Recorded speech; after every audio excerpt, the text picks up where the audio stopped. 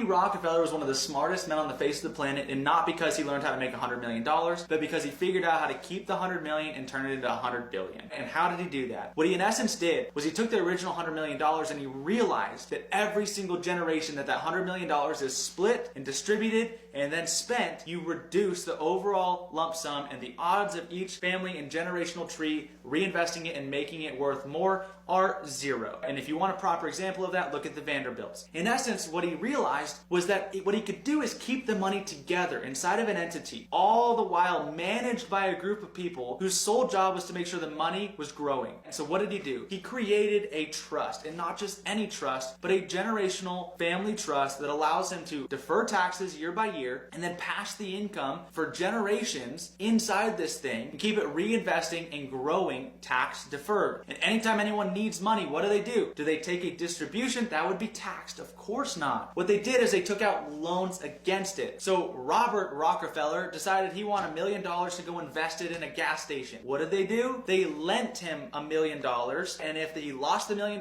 they wrote it off as a loss. Worst case, they lost it. Best case, it's an investment and he makes all the money back. And where does the profit go? Does it go in his name? Of course not. It goes into the trust, tax deferred, etc., etc. This is how John D. Rockefeller figured out how to keep $100 million and turn it into $100 billion.